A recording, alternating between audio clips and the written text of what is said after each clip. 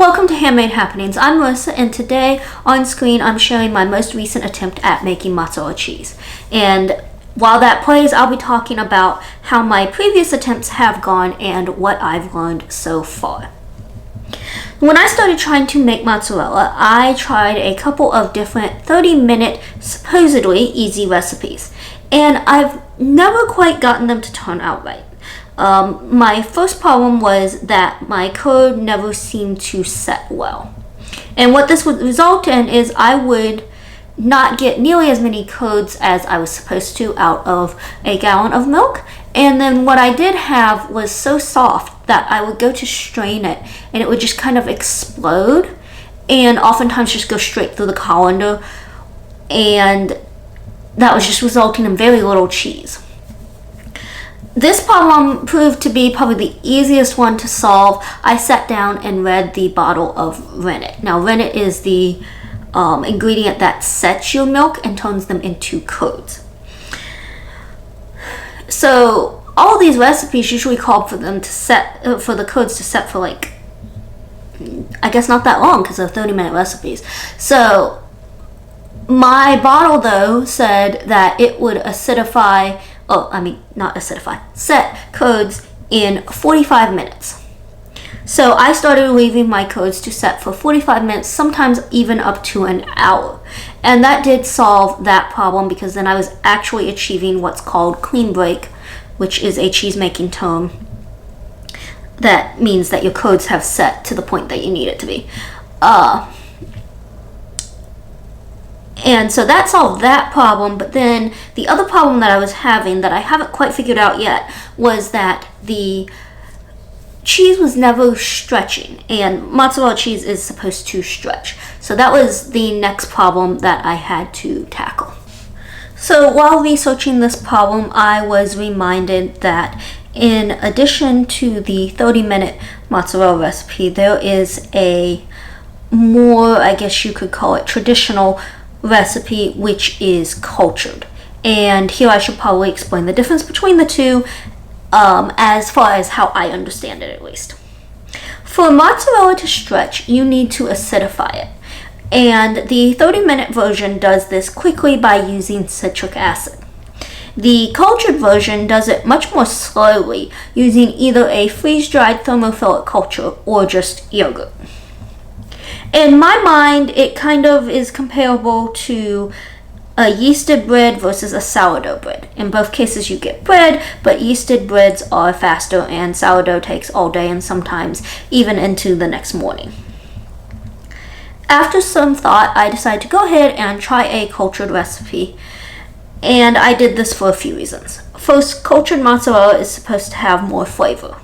And second, I find that if there is a supposedly easy way to do something and then a harder way, I end up preferring the harder way.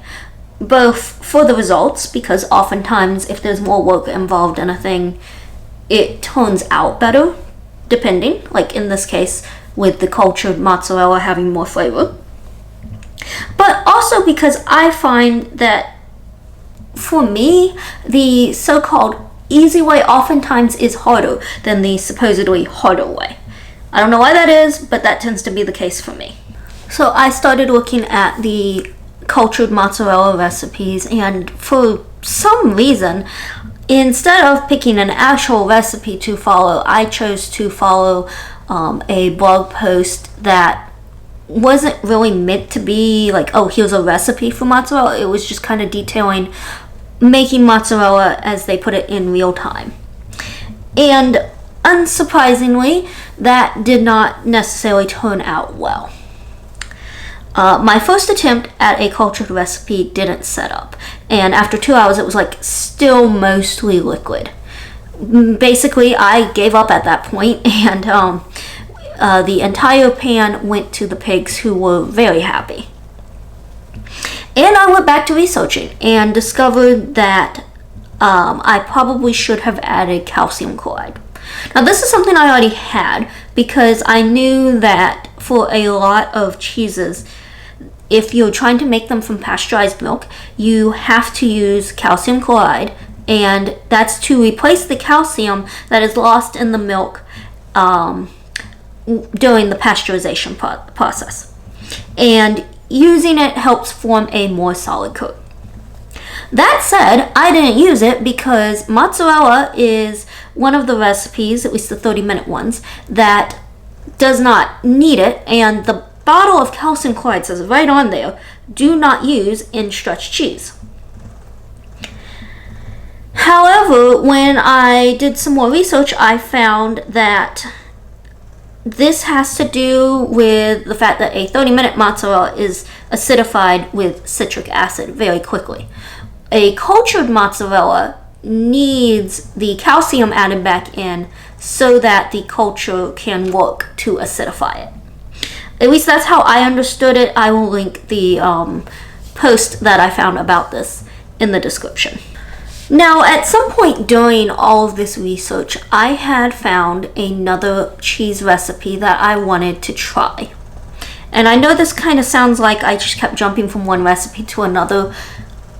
I wasn't, because I had done several attempts with some of these and kept getting the same results. And I wasn't going to do more than a couple of attempts at any given recipe with bad results, because then I kept having to get more milk. So there were other attempts in between. I'm just highlighting kind of the major points in this venture as I was trying to make cheese. Anyway, back to that recipe that I had found. It was not a recipe specifically for mozzarella, and it literally was just called a simple rennet cheese. But the processes and all were very similar, but it didn't call for stretching, and that was appealing to me because that was the part that I was struggling with anyway. And it was supposed to melt well and was acidified with yogurt. So I figured, what could it hurt to try it? So I did. I tried it. I remembered to add the calcium chloride because, like I said, it was cultured with yogurt. And it set up well. And the recipe called for it to be like drained. I drained it, was really excited, and then I tasted it. And it tasted overwhelmingly like yogurt.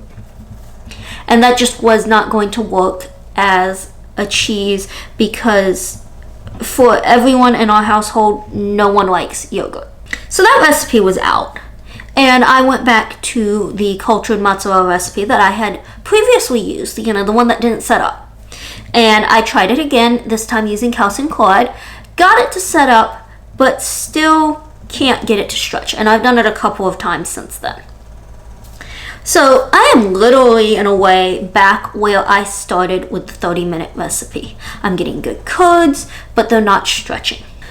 So at this point, I've been forced to admit that trying to follow a post that was not meant to be used as a recipe might not be the best idea.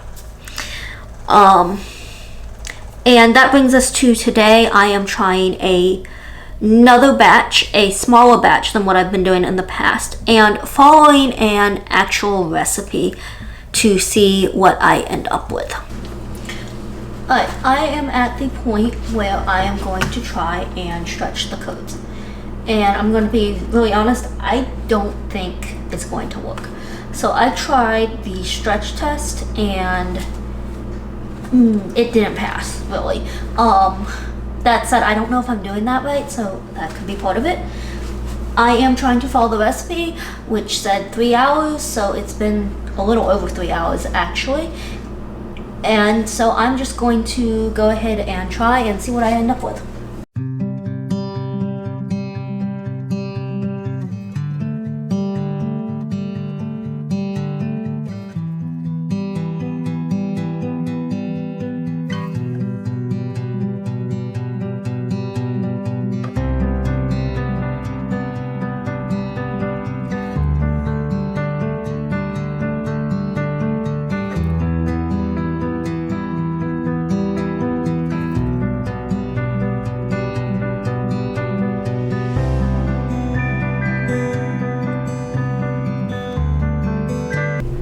So, as expected, that did not work, which is kind of anticlimactic, but oh well. I think for now that's going to be the last attempt that I'm going to make for a while, just because I have done so many batches recently, like back to back, that I'm a little tired of it. So in the meantime, I'm going to keep doing some research. I know every recipe and like cheese making forum that I've come across says that pH is very important. One of the advice that a couple have given is having a pH meter, which will measure the levels of acidity so you know where it is. And my understanding is then I wouldn't have to keep doing a stretch test to see if the codes are ready to stretch.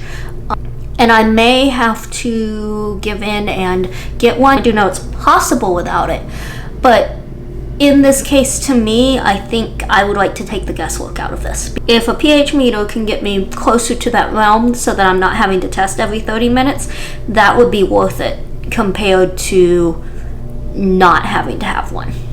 Either way, that is the end of this video. Thank you for joining me and listening to my cheese making trial so far. And hopefully next time you hear me talking about making cheese, I will at least have made a successful batch.